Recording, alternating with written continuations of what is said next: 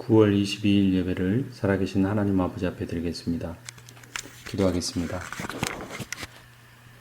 온 세상의 통치자가 되시고 우리에게 하신 약속을 반드시 지키시는 하나님, 우리가 그 하나님의 신실하심 앞에 예배하오니 우리의 마음을 주장하여 주시고 하나님의 말씀으로 우리의 인생을 인도하여 주시옵소서. 예수 그리스도의 이름으로 기도합니다. 창세기 49장 1절부터 12절 성경 본문을 통해 저주와 복 중에 하나를 선택하는 것은 우리 자신이다 라는 제목으로 하나님의 말씀을 증거하겠습니다. 창세기 49장은 야곱의 유언입니다. 자녀들을 모아놓고 그들에게 유언하며 그 자녀들에 대한 복과 저주에 관한 내용을 다루고 있습니다. 이제 야곱이 죽은 이후로는 그 이스라엘 언약이 어떻게 될까요? 이스라엘은 400년 동안 이집트에 머물게 됩니다. 이 기간은 언약이 중단된 것이 아니라 언약의 준비 기간과 같습니다. 여러분, 하나님이 아무 일도 안 하는 것 같은 그 기간이 하나님께서 우리에게 하신 약속이 중단되는 것이 아닙니다. 그 약속의 준비 기간이 필요하기 때문입니다. 마치 병아리가 알에서 깨어나기 전에 거쳐야 하는 부화의 기간과 같습니다. 이집트는 부화를 위한 둥지와 같습니다. 하나님께서 가나안 땅을 주시겠다고 아브라함에게 약속하셨고 아브라함은 막벨라 굴을 사서 자신의 아내 사라를 막벨라 굴에 묻음으로써 약속의 땅을 얻기 위한 성취의 발판을 마련했습니다. 이제 이스라엘의 후손이 이집트에서 번성하여 창세기 1장 28절에 기록된 생육하고 번성하여 땅에 충만하라 땅을 정복하라는 그 말씀이 성취되면 이스라엘 백성이 그 땅을 차지하러 들어갈 것입니다. 야곱은 아들들을 부르고 유언을 합니다. 나이 순으로 호명하게 첫째 아들 루벤이 가장 먼저 오게 됩니다. 루벤은 레아의 자녀들에 있어서도 첫째였을 뿐만 아니라 네 부인들 중에서도 첫째였습니다. 그래서 야곱은 루벤을 자랑스럽게 이야기합니다. 3절에 보면 창세기 49장 3절 루벤아 너는 내 장자여 내 능력이요 내 기력의 시작이라 위풍이 월등하고 권능이 탁월하다마는 이라고 합니다. 장자는 아버지의 사랑의 대상입니다. 자랑거리입니다. 루벤도 그랬습니다. 하지만 그는 그 장자의 그러한 부분들을 복으로 받지 못했습니다. 그 이유는 4절에 나옵니다. 물의 끓음 같았은즉 너는 탁월하지 못하리니 내가 아버지의 침상에 올라 더럽혔음이로다. 그가 내 침상에 올랐었도다 라고 말하고 있습니다. 이 첫째 아들 루벤이 그의 아버지 야곱의 첫 비라와 동침을 하였고 있을 수 없는 그 일로 인하여서 루벤은 장자의 모든 권리와 복을 다 잃어버리게 됩니다.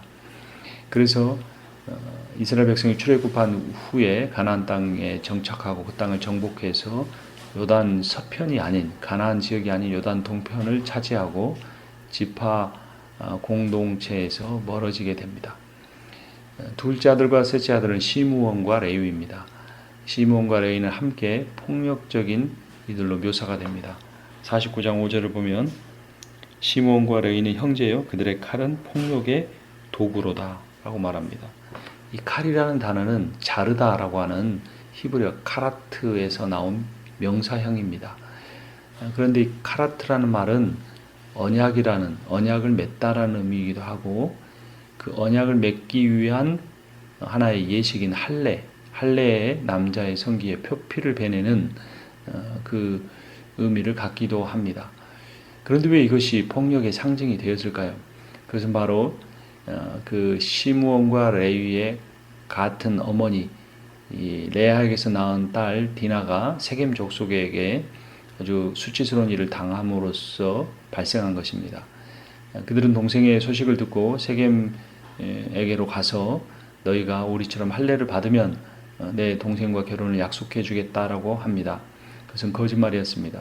그들이 세겜 족속이 그들의 말을 듣고 할례를 받아 고통스러워하며 움직이지 못할 때 시몬과 레위가 주축이 되어서 세겜 족속의 남자들을 다 죽이고 맙니다. 그래서 6절의 말씀이 이어집니다. 49장 6절입니다.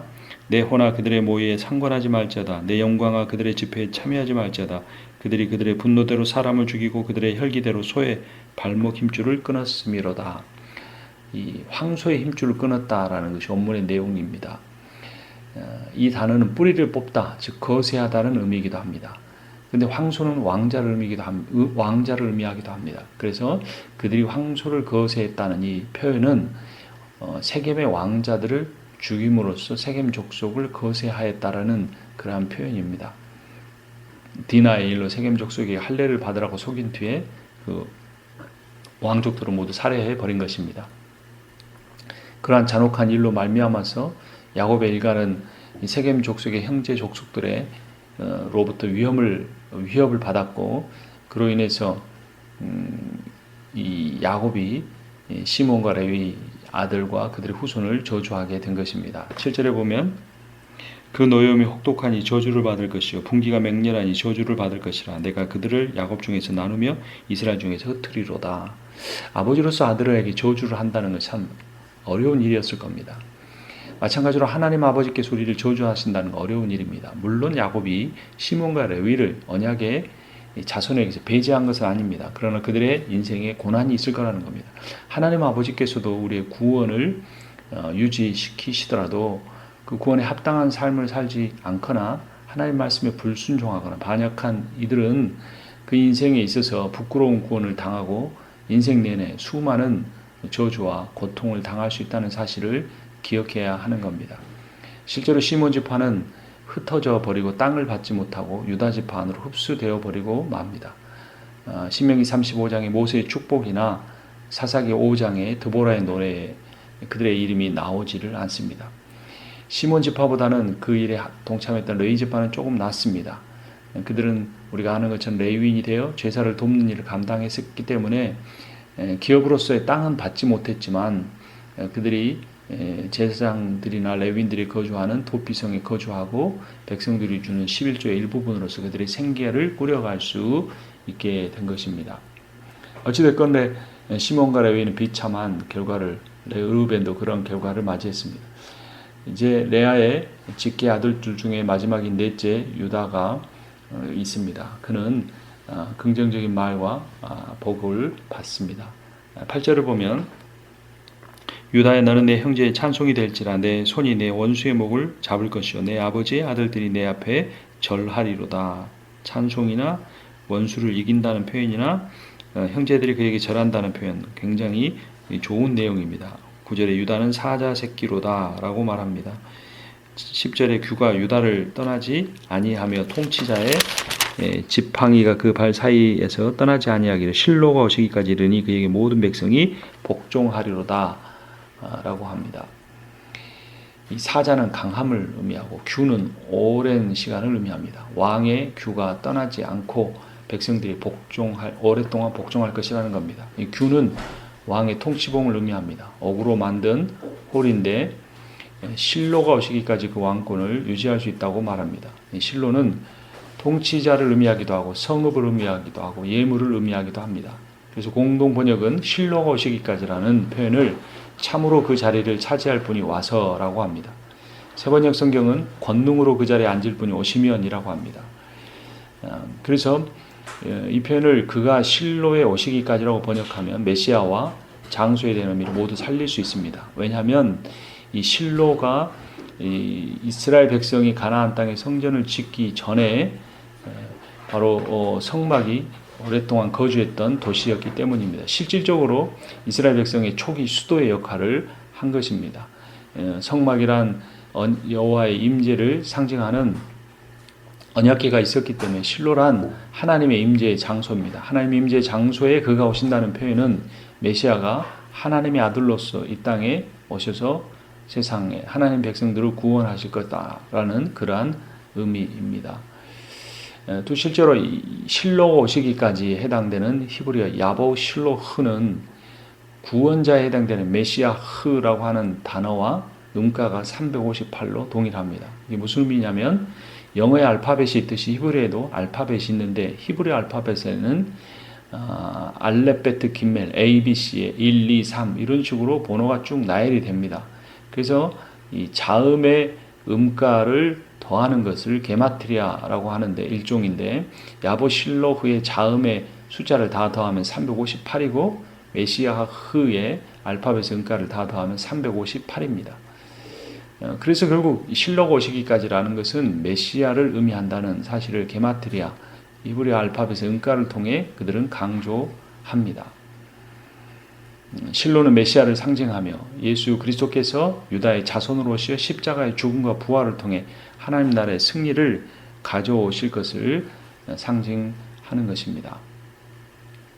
유다 지파에서 그런 영광을 얻었다는 것은 참 얼마나 복된 일입니까?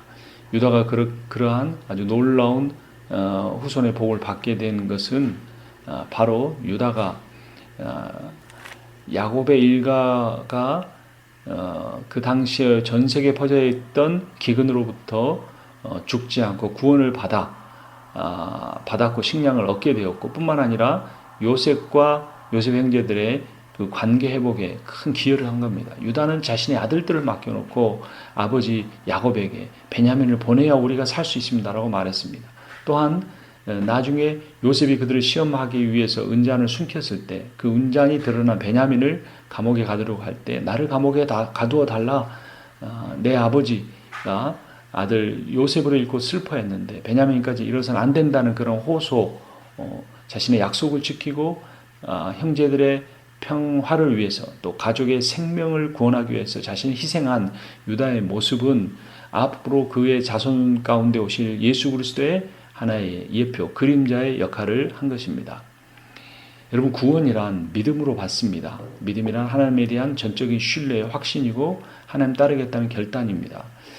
그래서 그 구원의 문제가 우리의 행함으로 좌우되진 않지만 우리의 행함이 우리의 인생을 좌우할 수 있는 부분이 있는데 우리가 구원을 받는다고 할지라도 하나님 말씀에 순종하지 않고 예수 그리스도를 닮아가는 삶을 살지 않으면 그 인생에 참으로 어려움을 겪을 수 있다는 겁니다. 루벤이 장자였지만 장자의 모든 축복권을 다 잃고 그가 유다 지파 가운데 사라져버린 것처럼 시몬과 레위가 역시 첫 번째 부인 레아의 자손들이었음에도 불구하고 그들이 폭력적인 삶으로 인하여서 하나님의 복으로 배제된 것처럼 우리도 그런 인생을 살 수 있다는 두렵고 떨리는 마음을 가져야 하는 것입니다.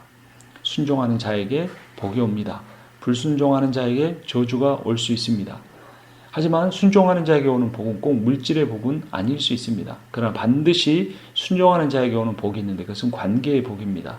하나님께 순종하는 자는 하나님을 사랑하는 자요 하나님의 사랑을 받을 것입니다. 하나님이 함께 하시는 자의 관계의 복을 받은 사람은 어떤 물질적인 어려운 환경이나 몸의 건강을 잃는 그런 어려운 환경 속에서도 하나님 주신 평안과 기쁨을 잃지 않는 사람입니다. 여러분, 하나님으로부터 받는 복보다 그 복을 주시는 하나님이 진짜 복임을 기억해야 합니다. 이 사실을 깨닫는 사람에게 진정한 복이 있습니다. 이사야 1장 19절을 보면 너희가 즐겨 순종하면 땅의 아름다운 소산을 먹을 것이다 라고 말합니다. 예레미야 42장 6절을 보면 우리가 당신을 우리 하나님 여호와께 보내면 그의 목소리가 우리에게 좋든지 좋지 않든지를 막론하고 순종하려 함이라. 우리가 우리 하나님 여호와의 목소리를 순종하면 우리에게 복이 있으리다 하니. 복받기를 원하십니까? 순종하십시오. 여러분, 구원을 내가 믿음으로 구원받았다고 확신하십니까?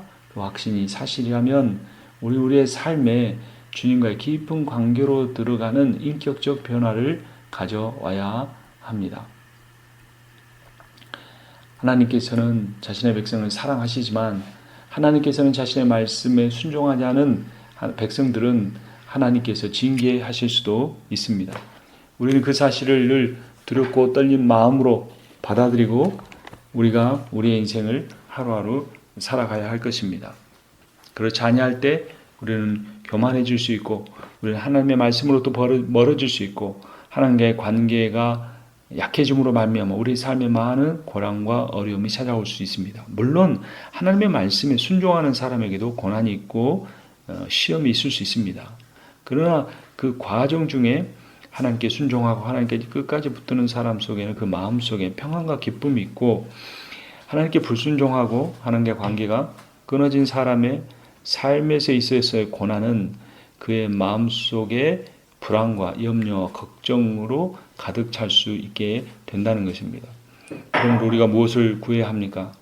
우리가 믿음으로 받은 그 구원의 확신만큼이나 우리가 하나님을 더 깊이 사랑하고 하나님을 붙들고 하나님을 의지하면서 살아갈 수 있어야 합니다. 하나님을 그렇게 붙들고 의지하며 살아가는 사람에게는 하나님께서 유다에게 허락하신 것처럼 그의 자손에게 복을 주시고 그의 인생을 통하여서 하나님의 구원의 역사가 일어난 그런 복을 받게 되는 것입니다. 우리 인생에서 가장 큰 복이 무엇이겠습니까? 우리가 물질적으로 부유해지거나 우리가 세상적인 명예를 얻거나 우리가 어떤 다른 의미로 성공하는 것이 아니라 하나님의 백성으로서 하나님 주신 평안과 기쁨을 누리면서 사는 것일 겁니다. 우리의 인생에서 우리의 모든 삶의 과정에서 우리가 가장 영원하고 변함이 없고 우리에게 참 기쁨을 주는 것은 하나님과의 관계에서 오는 복이기 때문입니다. 하나님과의 그런 관계의 복을 누리며 사는 여러분과 제가 되기를 주님의 이름으로 축원합니다. 기도하겠습니다. 살아계신 하나님 아버지, 우리를 사랑하시며 우리를 하나님의 자녀로 삼으시고 하나님의 귀한 복을 주신 것 감사합니다. 아버지 하나님, 우리가 구원을 받았을지라도 하나님 말씀에 불순종하고 살아가면 우리 인생에 하나님께서 계획하신 그런 복들을 우리가 누리지 못하고 우리 인생의 환난과 어려움 가운데도 있을 수 있다는 사실을 가르쳐 주시니 감사합니다. 그러므로 사도 바울이 고백한 것처럼 우리의 구원을 두렵고 떨림으로 이루어가게 하여 주시옵소서. 하나님께서 말씀하신 것처럼 불순종하는 자에겐 저주가, 순종하는 자에겐 복이 있다고 말씀하셨사오니 우리의 삶의 불순종의 요소를 찾아내게 하시고 회개케 하여 주시옵소서. 다윗이 잘못이 없었던 것이 아니요 허물이 없었던 것이 아니요 하나님께서 그를 끝까지 사랑하시고 자신의 마음에 합한 자라고 말씀하신 것은 그가 하나님 말씀에 의하여 자신의 죄가 드러나고 지적되었을 때 그것을 변명하거나 그것을 숨기려 하지 않고 하나님 앞에 엎드려 기도하며 자복하고 회개하며 하나님의 영의 회복을 위하여 간절히 기도했기 때문이었음을 우리가 다시 기억해 봅니다. 하나님 아버지, 우리는 연약하고 허물 많은 존재이므로 늘 하나님 앞에 겸손하게 하여 주시옵소서. 다시 넘어질 때마다 하나님 앞에 회개하고 다시 일어나게 하여 주시옵소서. 코로나 바이러스 감염병으로 인하여서 우리가 세상의 바이러스를 더 두려워하는 것이 아니라 그 모든 것을 허용하시기도 하고 그 모든 것을 제거하실 수도 있는 그 살아계신 하나님을 두렵고 떨림으로 바라보는 기간이 다 되게 하여 주시옵소서. 그리함으로 우리가 루벤처럼 받은 그 장자의 권리를 잃어버리지 아니하고 유다처럼 장자가 아니었음에도 불구하고 장자 역할을 감당함으로 예수 그리스도처럼 연약한 자를 위하여 자신을 희생할 각오가 되어 있는 삶을 살아감으로 인하여서 하나님 아버지 그 후손이 주님의 주시는 약속 가운데 복을 누리는 큰 은혜로운 삶을 살게 해 주시옵소서. 예수 그리스도의 이름으로 기도합니다. 아멘. 주님 안에서 말씀에 늘 순종함으로 유다가 그의 자손의 복을 누린 것처럼 하나님께서 여러분들의 자손에 복을 주시기를 주님의 이름으로 축원합니다.